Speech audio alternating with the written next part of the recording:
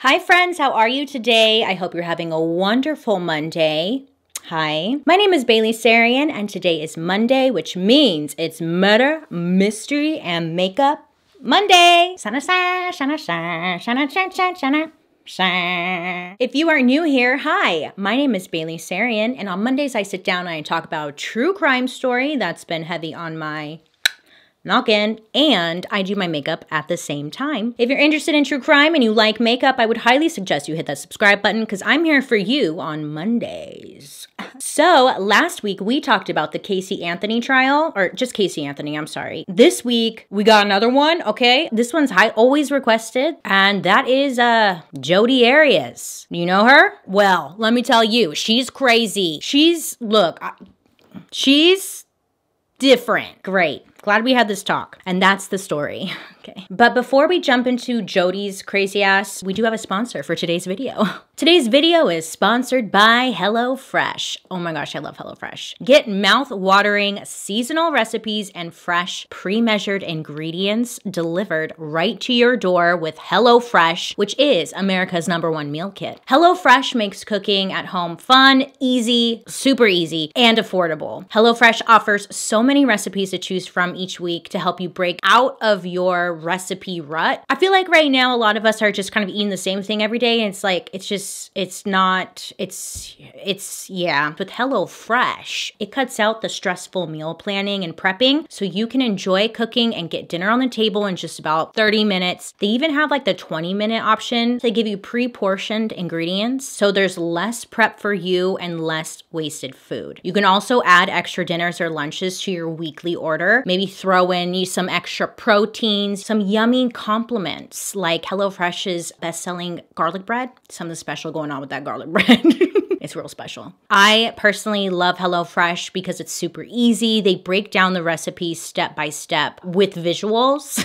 It helps, okay? Usually I start kitchen fires, but with HelloFresh, no kitchen fires. It's so easy, even I can do it, and that says a lot. Right now, you can go to HelloFresh.com and use code Sarian10 to get 10 free meals, including free shipping. I want to say a big thank you to HelloFresh for partnering with me on today's video, but most of all, a big thank you to you guys, because without you, I wouldn't be here, and that's a fact. Okay, so if you're ever curious as to what I'm using on my face, I do leave it down in the description box down below, but other than that, I will stop rambling and get into the story. So first we're going to start with Travis Alexander. So Travis was born July 29th, 1977. And growing up, Travis said that his life was pretty rough. He was one of 8 siblings and his parents were both meth addicts. They would leave the kids to pretty much fend for themselves most of the times. Travis remembered his mom sleeping for like 4 days straight, and the kids tried their best to make dinner with what was left in the kitchen,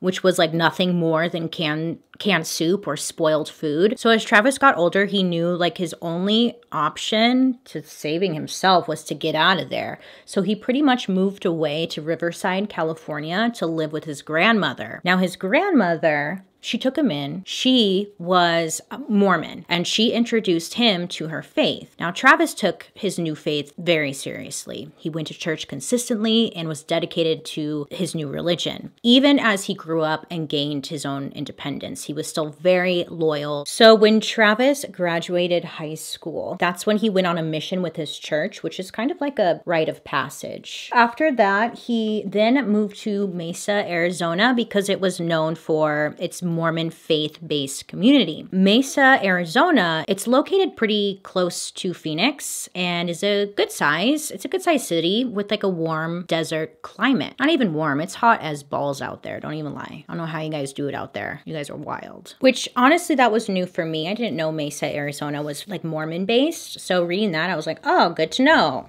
I don't know why, but I didn't know that. Fun fact. So then Travis got a job with Prepaid Legal Services, which was a multi-level marketing company now known as Legal Shield. Multi-level marketing or direct selling is massive in the Mormon community. They're often called, pyramid schemes and not really known for being the most legit way to do business. So Travis is working there, and he also found a passion as a motivational speaker. So sharing sharing his story and his struggles with others who have maybe gone through the same thing as him, his rough upbringing. He beat the odds. He broke the cycle, got away from drugs as a kid. Like that's great. And he just wanted to share that story. I support that. Who wouldn't? He was also writing a book about everything that he had been through called Raising Me, and also worked on a blog where he was sharing his story, his thoughts, all that stuff. Now, at the age of 29, Travis was pretty successful. He was good looking. He had a lot of friends. He loved making people laugh and was known to be quite a flirt. With his work success, he was able to buy his own home, and he also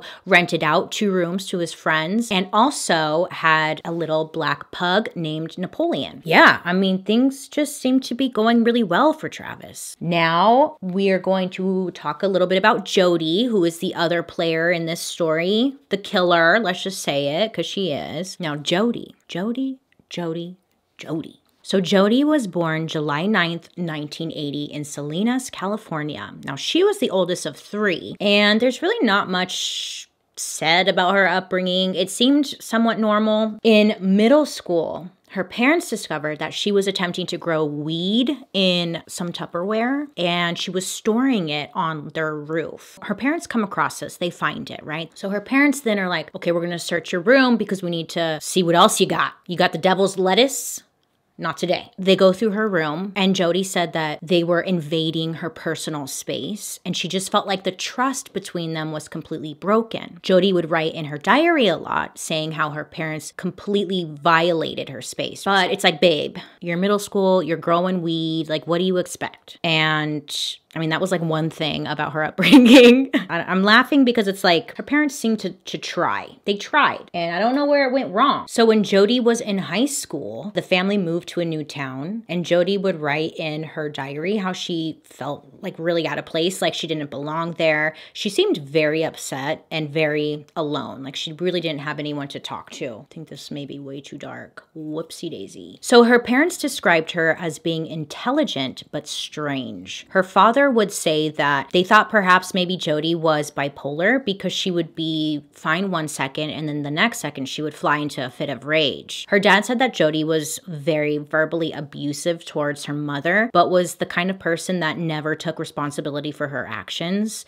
There seemed to be like some kind of tension going on between Jodi and her parents. She was hard to understand, but they seemed like they tried their best to raise her. So in high school, this is when Jodi was introduced to photography, and she found just a new love. She enjoyed taking photos and would take them at any chance she could. Now in 2004, she moved down to Palm Desert, California with a boyfriend that she had been seeing at the time. The couple, they had moved into a home together, and Jodi was still doing photography, but she also got a job working as a saleswoman for a place called Legal Shield, the prepaid legal service that Travis also worked for. So September 2006, Legal Shield was holding a work conference in Las Vegas where they had a bunch of their employees come out, travel expenses covered. Great. Go to Vegas, all paid? You don't gotta tell me twice. So at this like convention, they would meet different team members. They would attend different speaking events, get motivated to sell, you know. So on one of the nights, there were a group of people meeting up to have dinner at the Rainforest Cafe. Bougie. A group of people, including Jodi, were there. They're like standing outside, kind of waiting to be called in to be seated. So then Travis walks up to the group and introduces himself, and he goes up to Jodi and he's like, "Hi, I'm Travis." And everyone who was around them said that there was an instant connection between Jodi and Travis. They just really hit it off. So the whole dinner, the two, they talked and they got to know one another. Travis seemed smitten. Friends and coworkers were excited because Travis had been single for a long time, and everybody was just really rooting for him to find the one that he was going to marry. So when they saw Jodi and Travis chatting it up, everyone was like, oh yeah, like she's the one. This is so great. I'm so happy for him. I just need a little bit more concealer. Anyway, so that night, Jodi and Travis, they stayed up until 4 in the morning just talking about life, religion, and everything. So the next day, Travis was telling coworkers and friends that he wanted to spend the rest of his life with her and that Jodi was just perfect. The only downside was that she wasn't Mormon. He couldn't be with her unless she became Mormon. So once the work convention was over, Jodi and Travis, they exchanged phone numbers, but they both had to go their separate ways. Travis went back to Mesa, Arizona, and Jodi went back to Palm Desert. They did keep in contact, pretty much forming a long-distance relationship. So remember how I said that Jodi was in a relationship? Yeah, she was. So she goes back home to her boyfriend. She ends up breaking it off with the guy. She knew it wasn't going anywhere. She wanted to get married. She wanted to have a family one day, and her current boyfriend was already married once before, and he did not want to do that again. So they broke up. Jodi and Travis still kept in touch, and Travis thought that maybe he can introduce the Mormon religion to Jodi. So he gave her the Book of Mormon, and he invited her to church a couple of times. He had Mormon missionaries go out to her home, knock on the door. They're like, hey, do you know where you're going when you die?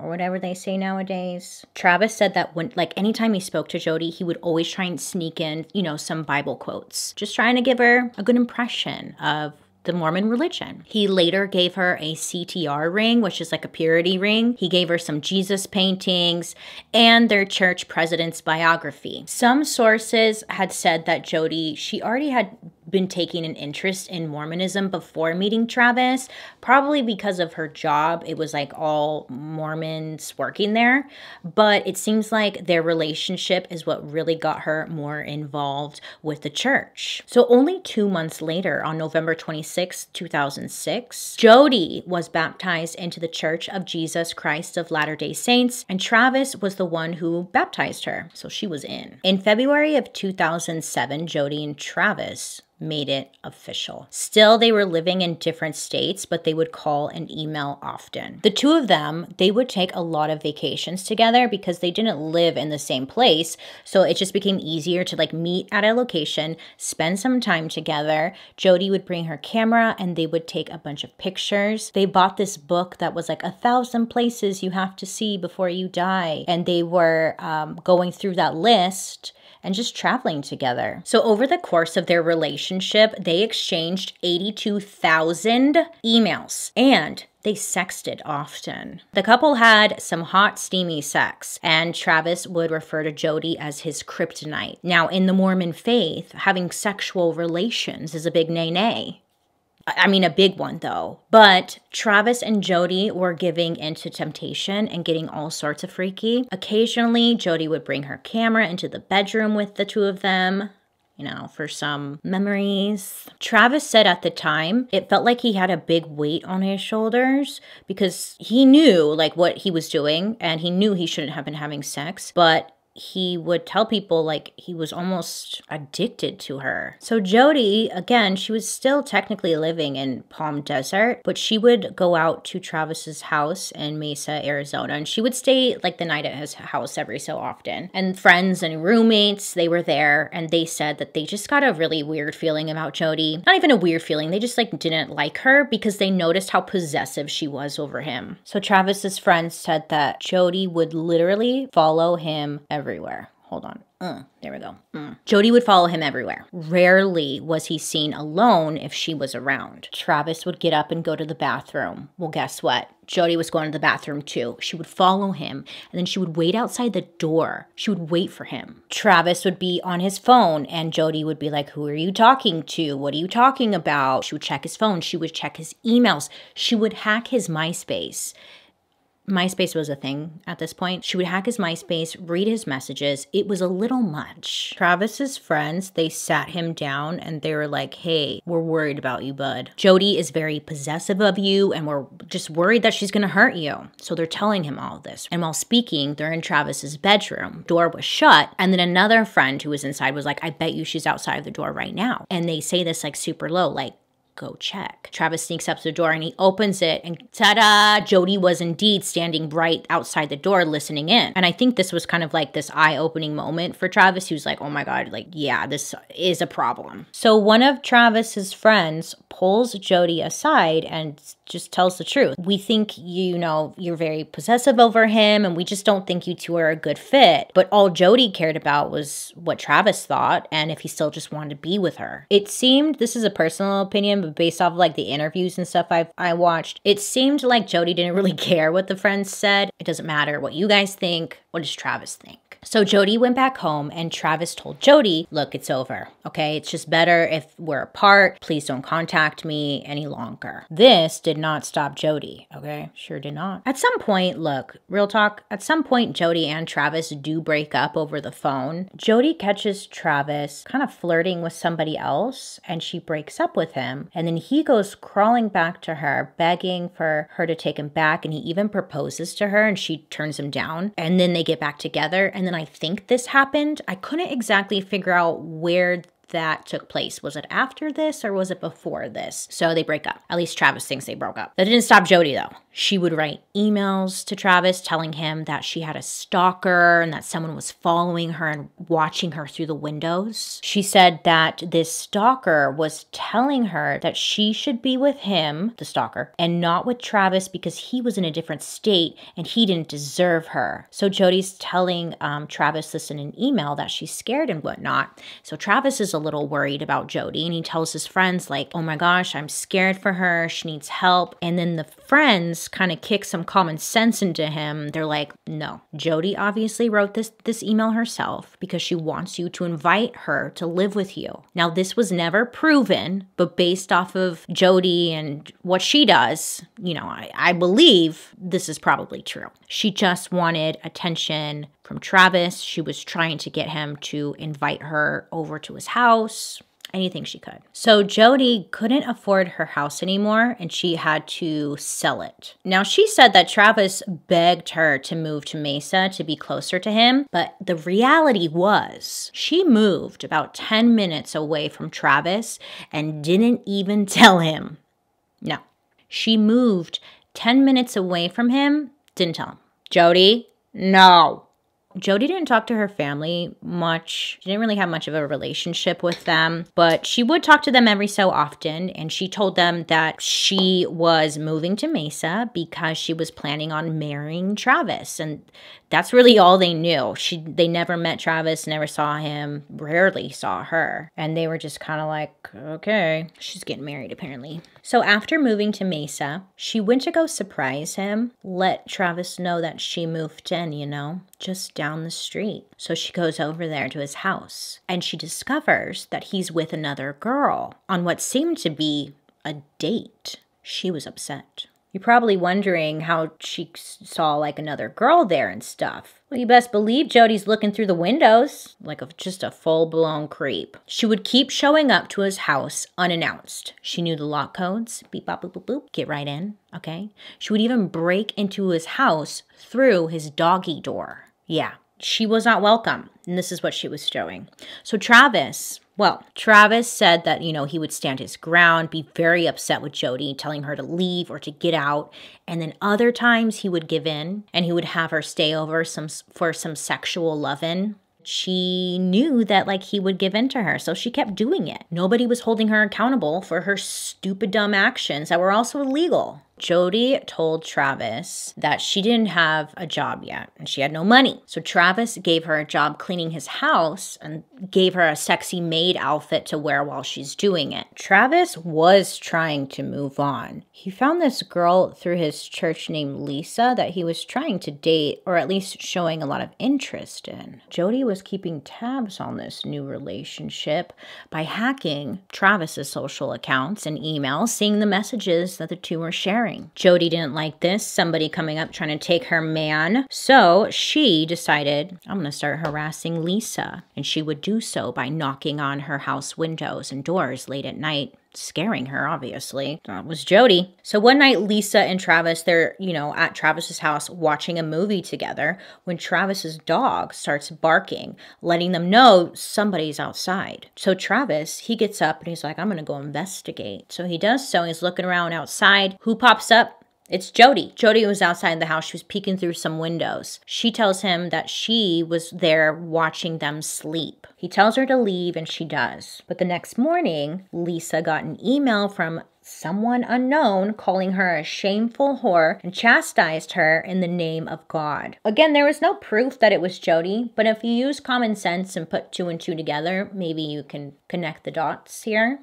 If Travis went to Lisa's house, he would come outside and find that his tires had been slashed. Jodi would write in her journal how unhappy she was and she just wanted to die. Lisa, poor Lisa, who got involved in the middle of this, she had to tap out. She was like, this is too much. I can't handle it. Somehow, Travis convinces Jodi to move back to California to live with her grandparents and figure herself out. Maybe down the line, we could be friends. We can connect. Just trying to get her to just go. That's what Jodi did. She moved back to California to live with her grandparents. So once Jodi left, Travis was relieved and just happy that Jodi was gone. Jodi was working as a waitress at a restaurant that her parents had owned, which allowed her time to focus on her true passion, which was photography. And she also tried to meet potential partners. She would end up meeting a man named Ryan. Now, Ryan also worked for the company Legal Shield as well.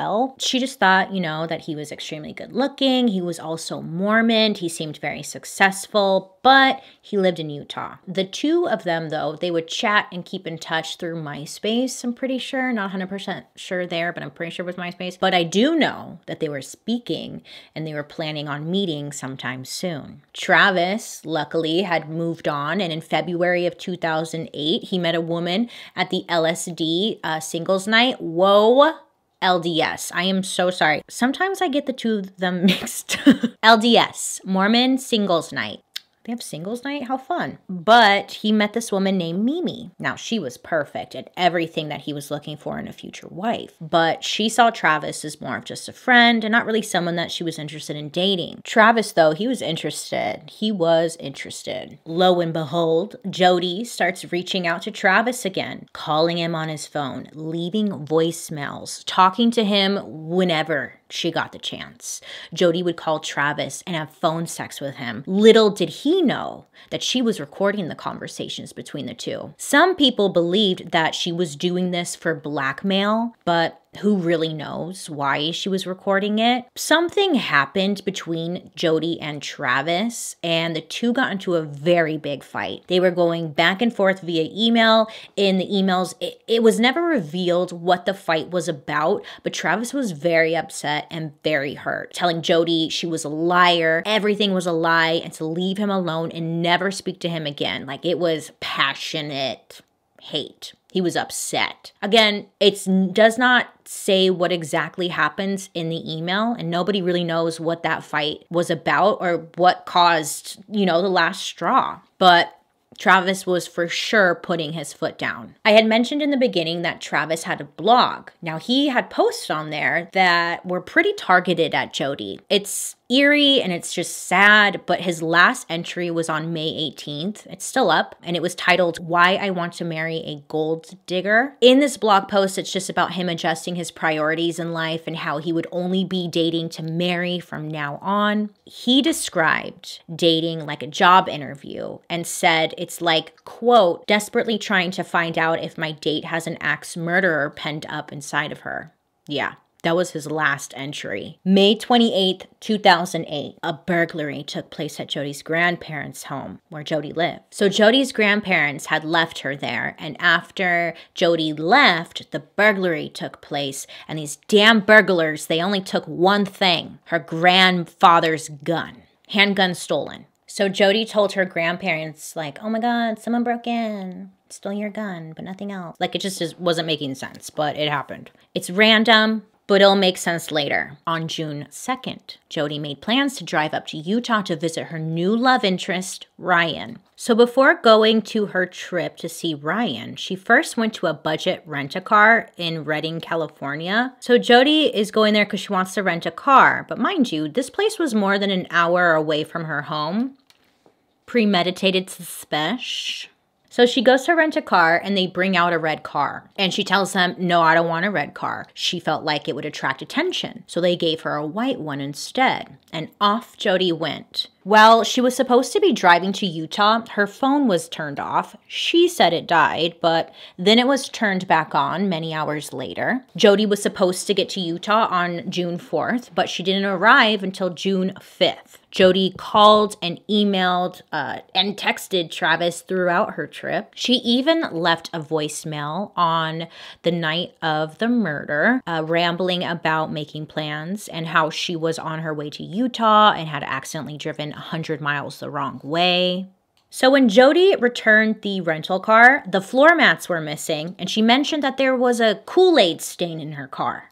And that got me thinking, I wonder how many times, like, people who work at rental car places, this is just a side note, how many times they see Kool-Aid stains. During this time, Travis was back in Mesa, Arizona, getting excited because he was going on another work trip, but this time to Cancun, Mexico. So Travis was working out, trying to get in shape because, you know, he's going to be in a bathing suit and stuff. But he also invited Mimi, the woman that he was interested in. He thought maybe he could take her on this trip to Cancun, just as friends. He could show her around, show her a different side of himself, and hopefully she would fall for him. That was the goal. But a day before his work trip on June 9th, nobody had heard from Travis. He missed like a very important work conference, and many found that very unlike him. He wouldn't miss an important call like that. Mimi was trying to get in touch with Travis because they were supposed to be leaving to Cancun the next day, and she hadn't heard a thing. So a couple of Travis's friends, they're getting worried. Mimi also is like, I haven't heard from him. So they decide to all go over to Travis's house, knock on the door. They don't get an answer. Nothing. They know the garage lock code, so they go and they open up the garage and they get into the house. That's when Travis's roommate comes out. He was listening to like music pretty loud and just didn't hear them at the door. But he asked them, what's going on? Like, why are you guys here? And they're like, have you heard from Travis? And he's thinking, Travis already left for Cancun. He's been gone. And they say, no, he's not. Like, we're leaving tomorrow. We haven't heard from him. So they all go over to Travis's room. The door's closed and locked. The roommate gets a spare key and opens up Travis's door. So they open up the door and they get a huge whiff of something stinky. They look down on the ground and they see this huge, what seems to be a blood like stain on the carpet. So then they look around and they see that there is blood everywhere in Travis's room. Travis's roommate goes further into the room, and that's when he finds Travis naked and in the fetal position in the stand-up shower of his ensuite bathroom. So Mimi, she didn't want to go into the room. She saw the blood stain and that was enough for her. So she stepped outside and she calls the police immediately. So investigators, they go out to the crime scene, right? And they're asking all the friends, like, who do you think could have done something so awful? All of them were just quick to say, Jodi. Jodi Arias, look into her. Stalker ex-girlfriend. She did it. Inside Travis's room, investigators were looking for DNA, fingerprints, hair, anything that could get to the bottom of this horrible crime. Now, based off of the crime scene, detectives knew that this was a personal attack. They saw that Travis, he must have really fought hard and fought back, and it was just an all-around gruesome scene with blood smears down the hallway, on the walls, bathroom covered. It was bad. So Travis, he was stabbed a total of 27 times. 27 times. His throat was cut. I feel like this is inappropriate while I'm doing my mascara. His throat was cut going from ear to ear, and he was also shot in the head.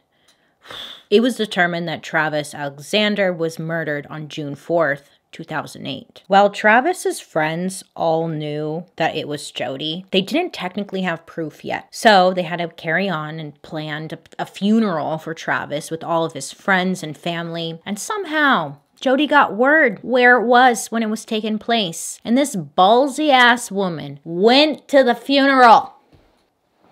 She went to the That's a special kind of fucked up. Jodi. Jodi, no. Someone needs to tell her no once in a while. So around this time, Jodi had called the station herself, asking to speak with detectives about the case. Now she calls them, right? She's like, hey, I just want to like talk about the case. And then they're like, okay, someone will get in touch with you. So she was a little irritated because her call wasn't being returned. So she calls again. She's like, hello, yeah, I have some information that you might want. Finally, she gets through and she speaks to somebody. She tells this person, the detective, that she no longer lived there in Mesa, Arizona, and she moved to Northern California, but wanted to be of any assistance she could be. She told the detective the last time they spoke was on Tuesday. She ended up having a 41-minute conversation with the detective about everything and also just nothing. One thing stood out to the detective was the fact that Jodi was telling him that Travis had been getting fit for his trip to Cancun, so there was just no way that someone like her could overpower him, and most likely it was two people who took him down. This is what she told the detective. So the detective's thinking, that's kind of like a weird comment to make, but okay. So at the crime scene, there was a bloody handprint left on the wall. The blood was taken in it in hopes for like a DNA or a fingerprint match. Also, while searching around the crime scene, investigators came across a small like spot of blood on the washing machine. So they look at the washing machine like, okay, and they lift up the lid. There was bed sheets, but most of all, there was a camera. A black camera was left in the washing machine. It had gone through the wash cycle with bleach, but the camera was taken in hopes to like find some kind of information. The camera's memory card had been erased, and the person who deleted them took 5 steps to delete these pictures, just proving that no accidents were made. If you have to take 5 steps, you know what you are doing. Do you get what I'm saying? That's what they're thinking. Anyways, on June 19th, the memory card from the camera was recovered, and the first picture that came up was a naked picture of Jodi at Travis's house. But get this. It had a timestamp on the photos. Yeah, Jodi, hey, babe, timestamp. Pay attention. Timestamp. On the photos, it said June 4th, aka the night of the murder. Case solved. We got it. Hold on, because get this, because it gets worse. So they keep looking through the pictures. The next set of pictures were Travis naked in bed. Then, possibly to kind of get him in a vulnerable position, Jodi seemed to have gotten Travis in the shower and began taking more pictures of him. So a photo was taken at 5:30 p.m. Travis in the shower, water coming down, and he's looking directly into the camera like, ooh. And it's believed that this is the last photo of him alive, because the following pictures were photos of what seemed to be the murder. Yeah, the camera kept snapping, catching Travis on the ground, blood coming from his head, with someone's leg in the picture. You see, what looked like happened, she took a picture of him in the shower, and then the next couple shots are like the camera falling, like it maybe got knocked out of her hand. It ends up on the ground, and it's just taking pictures. So you can't technically see Jodi like killing Travis, but the timestamps, like it's all lining up. It seemed that while Travis was in the shower, Jodi began her attack. He tried to get away when she cut his neck, dragged him back into the bathroom where she shot him in the head, and then put him in the shower and rinsed off his body. She then deleted the pictures, so she thought, you know, and then took all the bedding and the camera and then put them in the washer. Now, it's believed that Jodi just simply forgot to grab the camera and she didn't mean to wash it. Something that wasn't recovered from the camera was a sex tape that they had also made. I don't even know if it really exists or not, but like Jodi had asked the investigators later on, trying to like gauge how much they knew when forming her story. She's like, did you guys find the sex tape? And then when they said no, she was like, okay, they didn't find the camera. Police go out to Jodi's grandparents' house where she's living. So when they go out there, it's July 15th, and they're there to make an arrest. The police connected the dots that the gun used to shoot Travis was the same caliber of Jodi's grandfather's gun that was stolen in that random burglary, remember? So while at home, they discover a rental car that Jodi had packed with clothes, 2 knives, a 9mm semi-automatic handgun. She had a bunch of condoms, and she was also sporting her newly dyed brown hair. No one knows where she planned on going exactly with all this stuff. I would put money on the new boyfriend's place. So they bring her in for interrogation, and when bringing her in, she's handcuffed and Jodi was all smiles, and they asked if she had anything to do with it, and she kept denying. Eventually, though, the detective busts out those photos that were retrieved from the camera, and he asks, is this you? And Jodi looks at this photo of herself and says, well, it looks like me. It's clearly a photo of her. She's butt-ass naked. He's showing her this picture.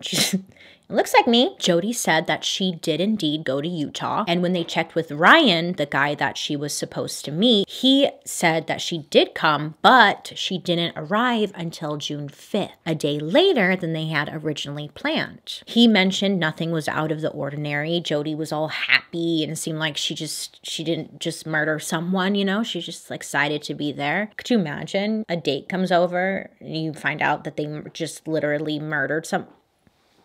So when Jodi was being interrogated, she maintained her innocence, saying, quote, if I killed Travis, I would beg for the death penalty. I don't know why she felt that was helping her cause, but she said that, okay? The detective tells Jodi that they found a bloody handprint on the wall. The handprint wasn't Jodi's, but after testing the DNA, it came back as Travis and Jodi's blood. So her blood was mixed in with Travis's blood. And then there was a handprint on the wall, which was Travis's handprint. So the detective is asking her, how would this happen then? And Jodi's excuse was that her DNA was already there in the room. That's why.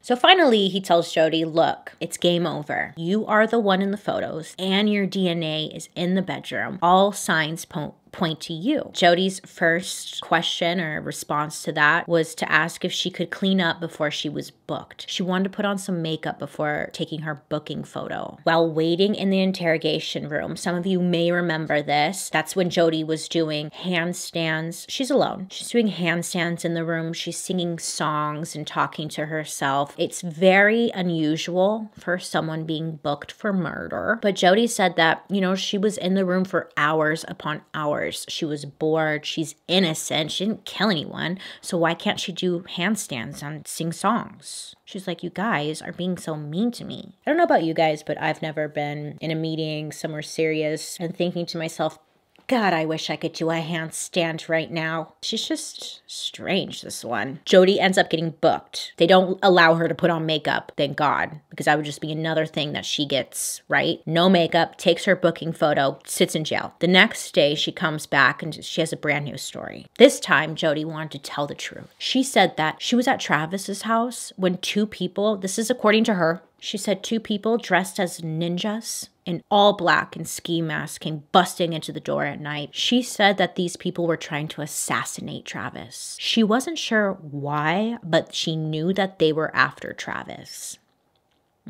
Ninjas. Jodi said she was hit in the head and then passed out. When she woke up, she saw them in ski masks and heard Travis yelling for her to go get help. The attackers had gone through Jodi's purse, so they knew who she was, her address, her parents' address, etc. She said she fought off one of the ninjas, who was a woman, and was able to get away because they were really there to kill Travis and not her.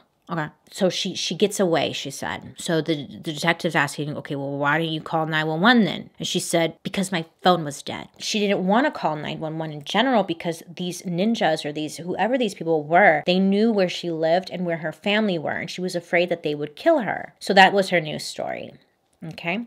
Ninjas. The public became obsessed. I mean, this was a story with lots of sex, a good-looking couple, murder, sorry. People were heavily interested in this. When her trial began, there were many people trying to get into the courtroom and many people just waiting outside until it was over. So when Jodi showed up for trial, she now had her natural hair. She was dressed in all frumpy clothes and she had glasses on. Many thought that this was a plan to come off as innocent, like she couldn't hurt a fly. And honestly, she looked like that. Like she looked like a little librarian. No offense, librarians. But you know, like the old school librarian with the glasses and like she had like the crunchy bangs. Remember? New librarians are cool. I don't want librarians upset with me. I love the library. Many believe that that was all fake. Jodi said it's not fake. She didn't have access to hair dye anymore. Her eyes went to shit once she got locked up, and she couldn't help it that she looked like that. It's so frustrating because if you watch interviews with her, you want to believe her. And I don't know what that is. It's creepy because you're like, oh, she has a point. I think it's the fact that she talks so like calm voice and very innocent like, and you just, I don't know. During the court trial, they put together the whole story, what they think happened based off of the evidence they found. This is what they think happened. When Jodi went to take her trip to Utah, she filled up 2 gas cans for her trip from California to Utah. Now, this was weird because there's plenty of gas stations everywhere. They were just trying to prove that this was premeditated. She didn't want to stop for gas. She didn't want to get caught on camera somewhere. Jodi then turned off her cell phone so she couldn't have been tracked. Once she got to Travis's house, not sure what happened once she got there, but at some point he let her in. They took sexy naked photos, and then Travis gets in the shower where Jodi's taking more photos, perhaps convincing him that these are like sexy shower photos, art. Jodi asks for the final shot of him staring right into camera. Then they believe that she stabs him in the chest. He steps out of the shower, falling forwards towards the sink. They believe he was coughing based off of the blood splatter. It's believed that Jodi comes behind him, stabs him a bunch of times in the back. Travis, still alive and fighting for his life, tries to break away and heads down the hallway. And then towards the end of the hallway, he falls to the ground. And it's believed this is where Jodi cuts his neck, drags him back into the bathroom, and then she shoots him, places him back into the shower to rinse him off. Jodi cleans up. She puts the bedding and the camera in the washer and then leaves to go to Utah, turning her phone back on once she gets to the main highway and pretty far from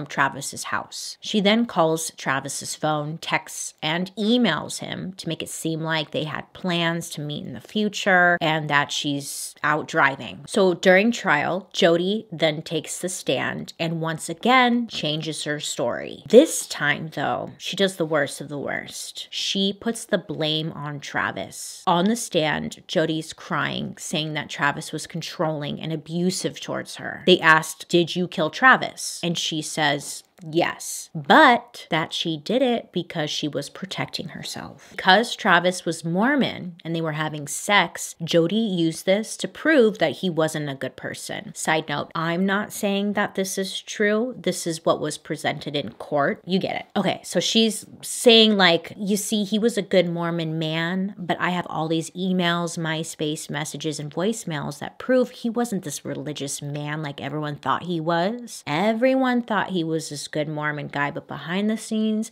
we were having sex. I have all of the voicemails because she recorded a lot of them. Just trying to show like, see, nobody knew who he really was. Therefore, nobody knew that he was abusing me.